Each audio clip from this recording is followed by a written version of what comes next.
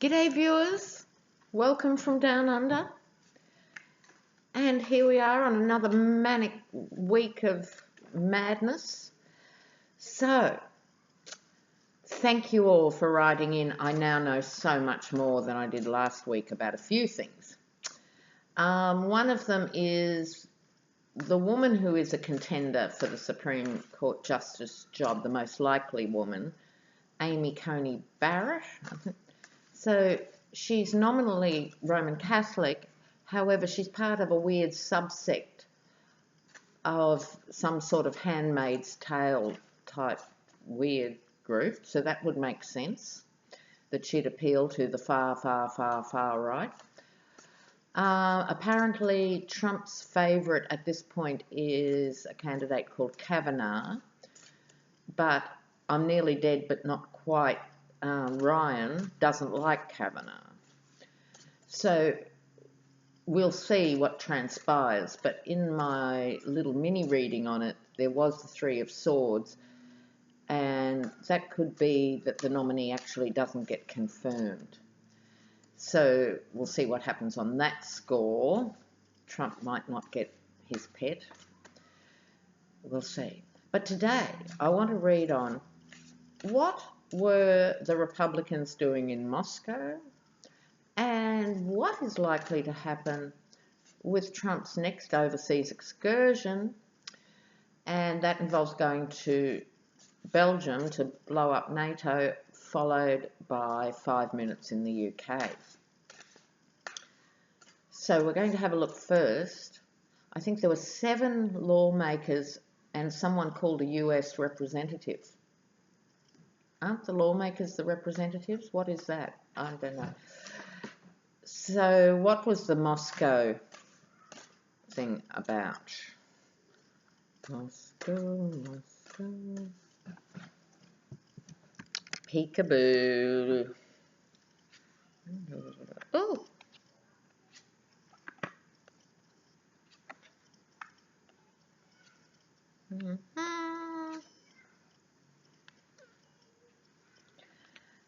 First card, signifier, in the middle, setting the tone. We have the death card. How strange. How very, very strange. All right. I have to think about that. So, the death card, of course, viewers, doesn't mean literal death. Very rarely does it mean literal death. It's usually about the death of a way of doing things. It could be read in that way, that this is so far out on a limb to have what is virtually a secret meeting, like they kept Western journalists out. No one knew what the itinerary for the trip was or what the agenda was, and so forth. So it could be the end of doing things as we know it in that way. But I think it does have, I have to say, intuitively, I'm feeling it has a bit more sinister connotation here. I think, God, I think this group has been so sucked in. Okay, look, I'll push on for the reading and then tell you what I'm thinking about. So, leading into that was the Princess of Wands. This figure here, had control of the tiger and then lost control of the tiger, and the tiger has her by the tail. So, I don't think they actually had a choice. If you talk to these guys, I think they were all men, if you talk to them, they would say what they did say, the limited amount in the press, which was, look, we're going to just talk about the relationship between our countries and what we've got in common and talk about some of our common problems. They're being had. They're being taken by the tiger's tail. Just by going, it's a huge concession to Russia. Not happy. Okay, underneath this, which I take to be Russia, the Hermit. So like North Korea is now called the Hermit Kingdom, but Russia, for its own reasons and its own particular history, has been isolated. This is part of what they bought Trump for, was to bring them out of that isolation. Well, he's working at that. So on top of the little mini reading, we have the Ten of Cups. This is, just have a look there, it's called in the Thoth deck satiety. I don't even know how to say it, like when you're satiated with something, saturated, like oozing money, oozing power.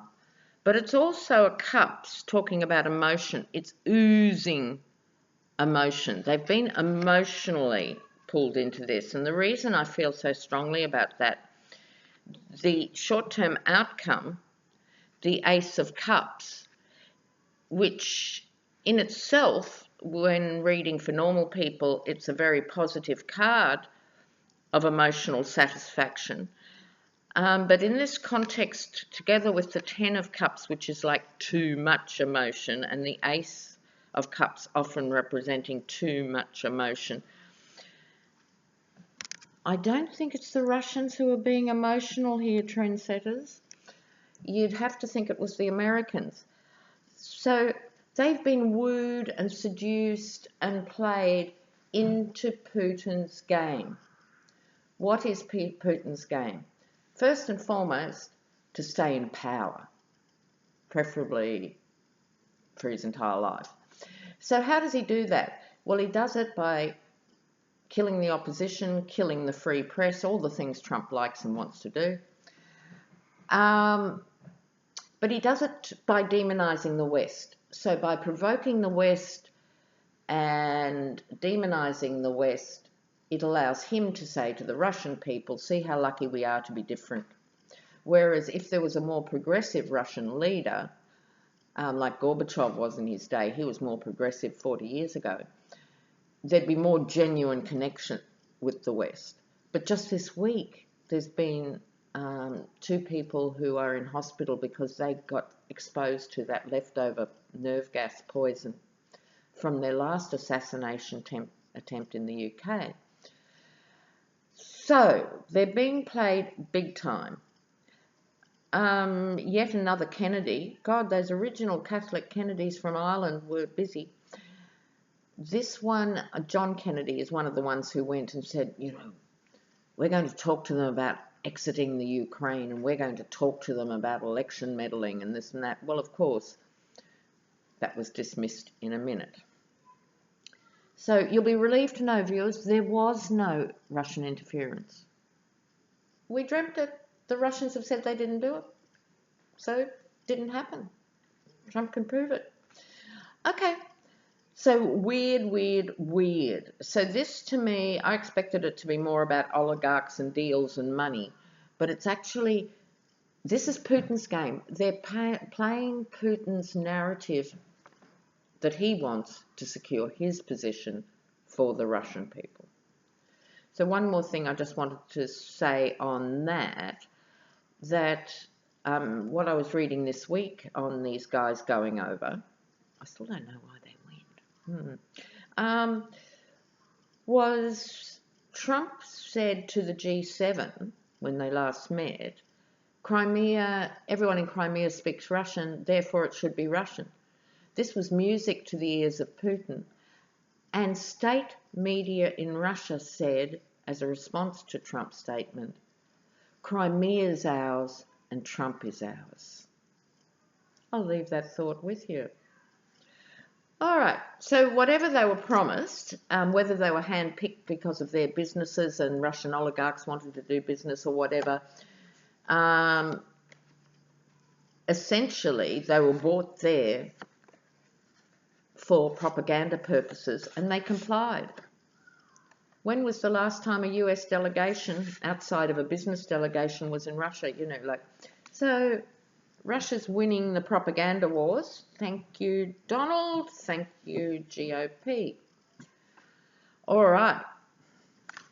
Now, let's see What's likely to happen with Trump in Belgium and NATO? Belgium, NATO. Belgium,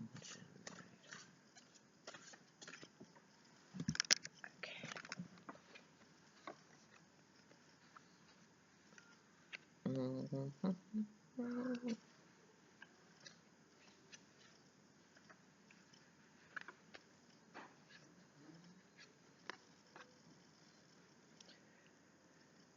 Right. Well, it's not good for the alliance. The key card is again the Three of Swords, like we got for the Justice appointment. It's the one with the heart with the three swords in the other pack. It's sorrow. It won't be Trump's sorrow, of course, because he doesn't actually have the usual range of human emotions. It's sorrow for the NATO allies, you'd have to say here. Not that they're weeping into their herbal teas or are surprised by it, but it's a chink in the armour. It makes all their jobs very difficult when America isn't a reliable partner. So on that level, it's sorrow. It also, means one of Putin's outspoken goals is to weaken NATO. So this is part of the same game. That's why I put these two readings together.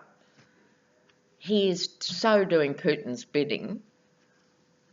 Doesn't stop Putin thinking he's an idiot, because how could you come to any other conclusion? But he's working for Putin, you know. All right, behind this, the Two of Pentacles, the Juggler card. This is a bit awkward here. The Juggler, the manipulator, but also change in the sense. So this is happening. It's not the first time they've been exposed to his ridiculous ideas, to his rudeness, to his foulness, to his explosive and destructive nature. But at the same time, they're now more worried about it, much more worried about it. And I'd imagine the Pentagon is hugely worried about it. Now, underneath this, we have the Three of Wands,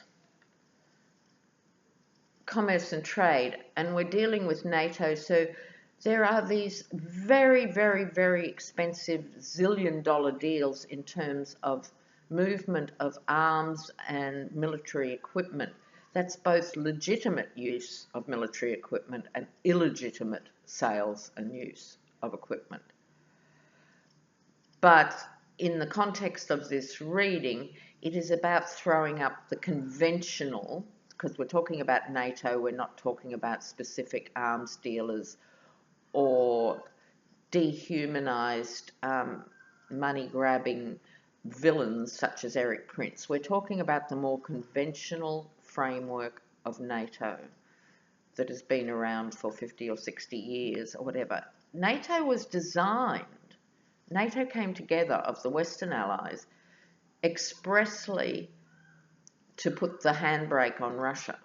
Isn't it interesting? And so underneath the sorrow card, the Three of Swords, these other working relationships are at risk. This is the Boeing companies, these huge companies that have very big commercial deals. This is a card of commerce, who are not sleeping at night because of Trump's escapades. On top of the reading, the Prince of Cups. Here you go. So this is like a traditional Prince of Darkness card in so many ways. But because it has these eagle wings, I see this as Trump in the room at NATO. Now, although I think he hasn't got a clue about the history of NATO, I don't think he has a clue what NATO does in the contemporary landscape of the geopolitical powers in the world. This is him flying his eagle his way, more eagles. You know, if you look at the helmet too, can't get enough eagles. And the eagle is a bird of prey. So he's shredding NATO with his eagle talons, but not actually replacing it with anything. So the outcome, the Ace of Discs, is about money, quintessentially about money, and I think it relates to what I was just saying about the commerce aspect of NATO. Does that make sense, viewers? It's not just a partnership in military terms, it translates into dollars and cents on the ground of who buys tanks from which country, who buys helicopters, who buys what from whom. This is all in the mix, and they are very worried. NATO, all the participants in NATO are very worried. Well, so they should be. So no real mysteries or revelations there. Crash and burn. So I'm interested in Trump's reception in the UK. Now, Theresa May, somewhat naively, when she first met Trump, did what you do with normal people when heads of state meet other heads of state. Do come to my house, you know, step over here. Would love to have you over here in the UK. Mistake. She got a lot of flack for it there. There's been so much resistance to Trump that they wouldn't do a state visit. That means the gold carriages and all that stuff. You know, he will meet the Queen apparently, but it's not a state visit. They were so worried about the scale of resistance, because it's not just young students or young lefties or stuff who don't like Trump there. It's deeper and wider. So his anti-Muslim stuff upset London especially. London now has a Muslim mayor, and he went into a Twitter war with Trump, and basically the feedback was if he goes out and about in London, it would be impossible to contain, you know, the size of the protest crowds. So it's being managed. He's only going for 1 day. So he's shaking the hand of somebody on his way to see the Queen, and then he'll probably be taken off for hamburgers and, I don't know, a helicopter ride over the protests at his golf course. Who would know? I just want to see what the reception will be in the UK. How will he be treated in the UK? Oh, he gets the 10 of Cups again, that impossible to pronounce satiety card. So the 10 of Cups, overflowing with emotion. So people really, really, really don't like this man, and they're very upset he's coming at all. They wanted the government to cancel it. So the government's response was basically to whittle the visit into the smallest possible time frame, but people really didn't want him there at all. Yes. Oh, how weird. Chariots galore. So, there's a very emotional response to his arrival. This is the 8 of Wands. That's the one in the Rider-Waite deck with the, like, 8 spears. You can be damn sure, as we speak, people are rallying and organising. There will be visible presence. I don't know how much coverage you'll get in the US, but there will be, I predict, monster protests. Absolutely massive. He'll be kept away from them, of course. Underneath, we have the Eon card, or the cross between strength and judgment. So that's been the debate I read this as the debate about whether he can come and what the trip will look like. And people are saying, look, he is a head of state. We've got to just do the basics. And others are saying, tell him to get fucked. Okay, so that was that debate. Coming on top of the reading, the one he just had before I shuffled again,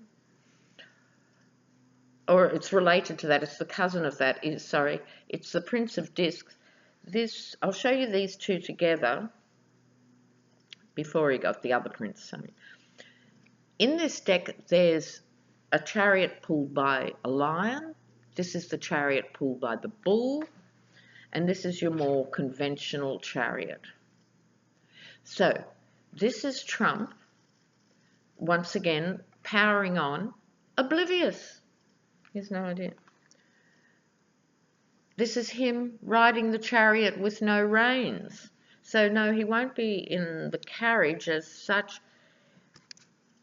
He's rampaging in his chariot, his own chariot of his own brain, and he will manage to get through this day and blame everyone else for the protests, you know, having provoked London by saying, you know, there's all these massive, you know, killings by Muslims and all this hysterical alt-right stuff that he was retweeting that isn't true.